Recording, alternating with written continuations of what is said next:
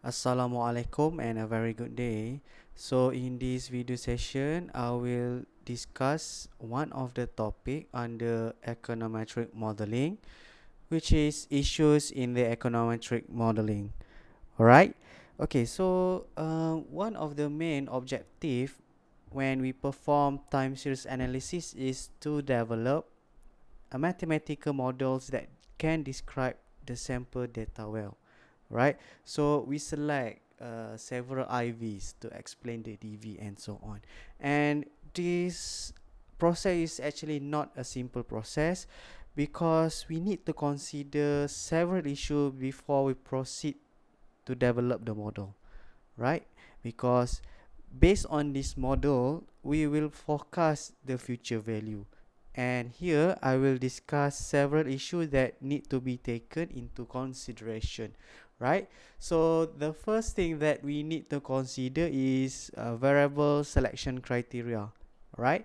So this process of specifying the model should begin with an appropriate theory so that we can select a suitable IV to explain the relationship between IVs and DVs. Okay, so in this case, process such as reading literature review, or or reading past research articles, news, may help us to determine the theoretical basis of what are actually the relationship between IVs and DV. Okay, under variable selection criteria also, we need to understand uh, how much our sample data needed to estimate the model, right? So in this case, based on our textbook reference, the rule of thumb is we need at least 5 observation for each IV. As example, if we want to include 6 IVs to explain the DV, so you actually need at least 30 observation before we proceed in building a econometric model, right? Okay, next, uh, suppose that at the end of when we model, at the end of it, okay, of course, after we do the mathematical model, we want to forecast, but the thing is we still not the future value is still not realized, so we have to assume that this particular relationship between the IVs and DV is still intact in the future. Okay, so that's the point under variable selection criteria.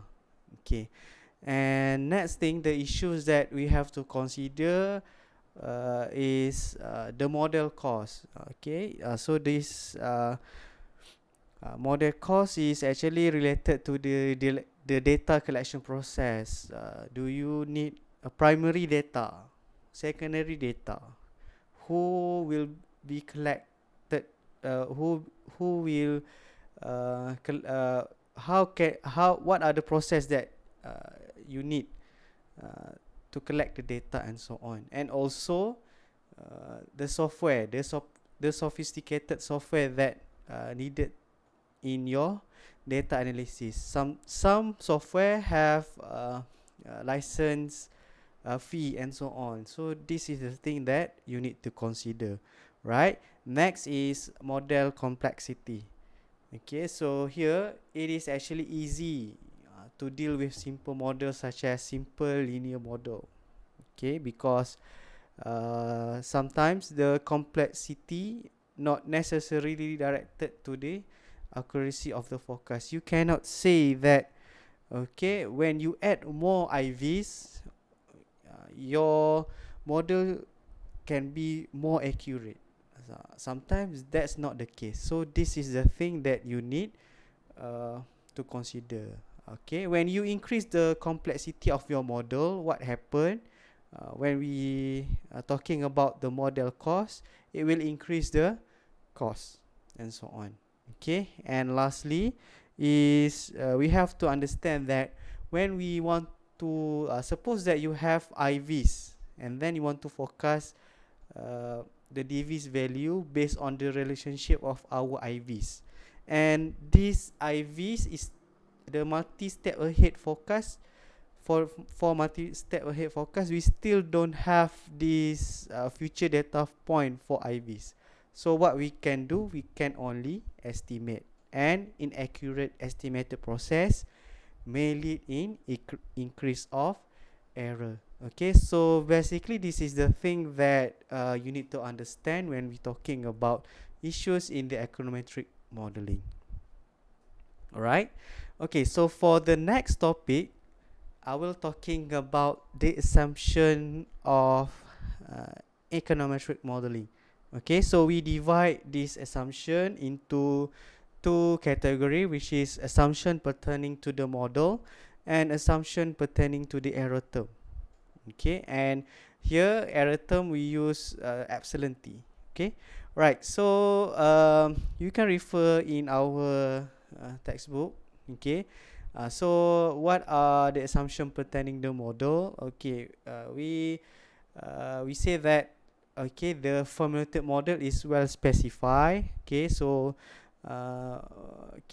in this particular economic model, we have to make sure that dv is a linear function of a set of IVs, not just only certain IVs.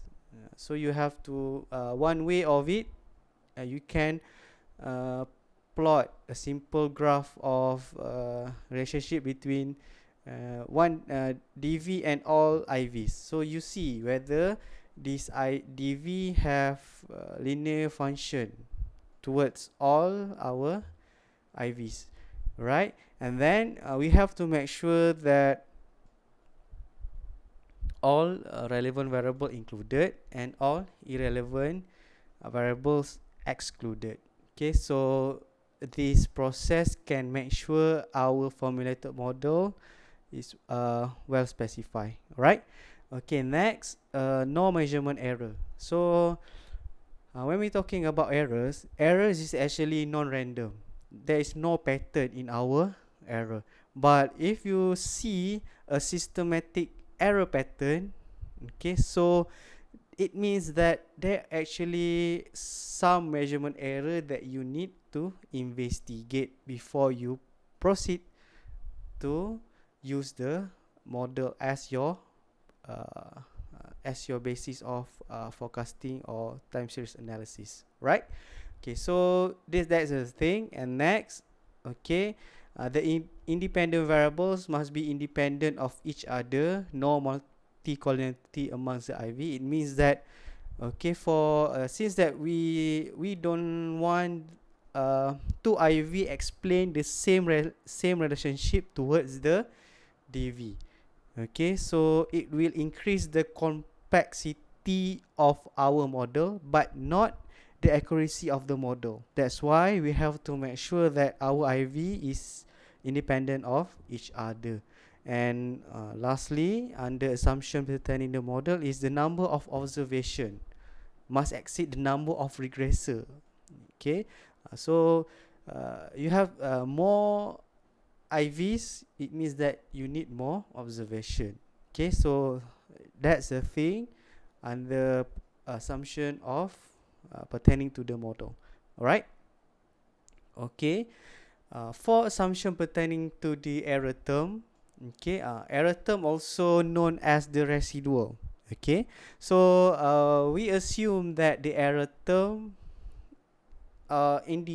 identically, independently, and normally distributed with mean 0, and variance is the variance of our error term is equals to the variance of the epsilon, right? So, and this variance is assumed constant for all time period.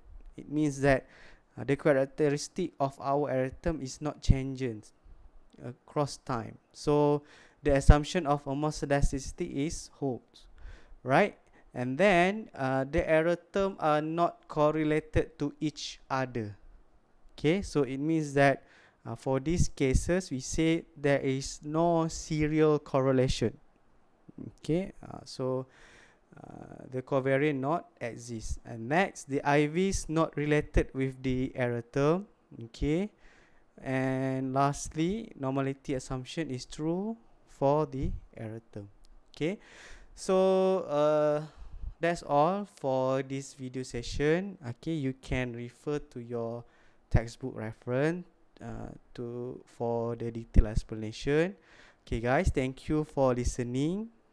Bye.